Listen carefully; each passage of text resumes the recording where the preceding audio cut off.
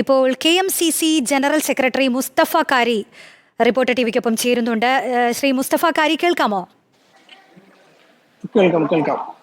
നമുക്കറിയാം, ഇപ്പോൾ KMCC ഒക്കെ ഒരു പ്രളയകാലത്തൊക്കെ വലിയ രീതിയിൽ സഹായങ്ങൾ നൽകിയതൊക്കെ നമ്മൾ അത്രയും ഓർക്കുന്ന ഒരു കാര്യമാണ്. ഇപ്പോൾ ഇങ്ങനെ പ്രവാസികൾ പ്രതിസന്ധിയിൽപ്പെട്ട ഒരു സാഹചര്യം, ഇത്തരത്തിലൊരു അപകടം സംഭവിക്കുമ്പോൾ എല്ലാ തരത്തിലാണെങ്കിലും കാര്യക്ഷമമായ പ്രവർത്തനങ്ങൾ ഏത് രീതിയിലാണ് നടത്താൻ കഴിയുക? ഇത് സംബന്ധിച്ച് നിങ്ങളുടെ ഒരു വിലയിരുത്തൽ എങ്ങനെയാണ്? എൻ്റെ ചോദ്യം എന്ന് പറയുന്നത്, ഇപ്പോൾ ഇത്തരത്തിലൊരു അപകടം ഉണ്ടാവുന്ന ഒരു സാഹചര്യത്തിൽ അവിടെ എത്ര പേരുണ്ടായിരുന്നു എന്നത് സംബന്ധിച്ചൊരു വിവരം നമുക്ക് ലഭിക്കുക, അതിൽ ഗുരുതരാവസ്ഥയിൽ കഴിയുന്നവർ അല്ലെങ്കിൽ മരിച്ചവരുടെ മൃതദേഹം നാട്ടിലെത്തിക്കുക, ഇത്തരം കാര്യങ്ങളുമായൊക്കെ ബന്ധപ്പെട്ട് ഏറ്റവും കാര്യക്ഷമമായി പ്രവർത്തനങ്ങൾ നടക്കേണ്ടത് ഏത് രീതിയിലാണ്? നിങ്ങൾ എങ്ങനെയാണ് അതിനെ നോക്കിക്കാണുന്നത്?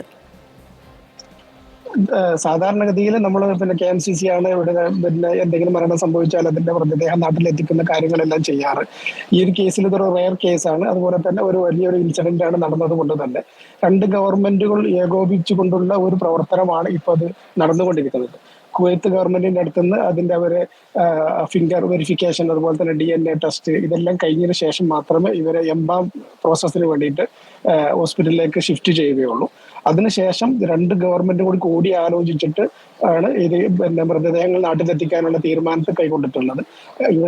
ഇവിടത്തോളം അറിയാൻ കഴിഞ്ഞത്, നാട്ടിൽ നിന്ന് ചാർട്ടേഡ് ഫ്ലൈറ്റ് വന്നിട്ട് ഒന്നിച്ച് എല്ലാ ഡെഡ് ബോഡീസും ഒന്നിച്ച് കൊണ്ടുപോകുക എന്നുള്ള പ്രോസസ്സാണ് ഇപ്പോൾ പ്ലാൻ ചെയ്തത്.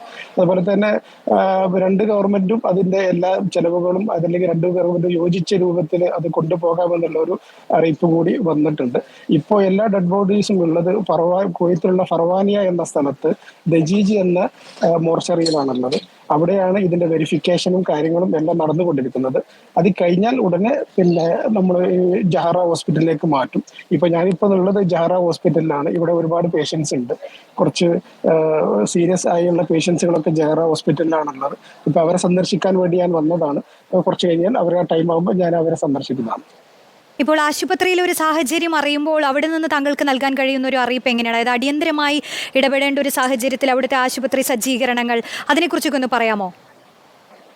ഇവിടുത്തെ ആശുപത്രി സജ്ജീകരണം എല്ലാം വളരെ വെൽ എക്യുപ്ഡ് ആണ്. എല്ലാവിധ സപ്പോർട്ടുകളും പ്രത്യേകിച്ച് ഇവിടുത്തെ ഗവൺമെന്റിന്റെ ഭാഗത്തു നിന്നും ഹോസ്പിറ്റൽ അധികൃതരുടെ ഭാഗത്തു നിന്നും നല്ല സപ്പോർട്ടുണ്ട്. അവർ വളരെ വെൽ ടേക്ക് കെയറിങ്ങിലാണ് ഇവരെ കൈകാര്യം ചെയ്തുകൊണ്ടിരിക്കുന്നത്.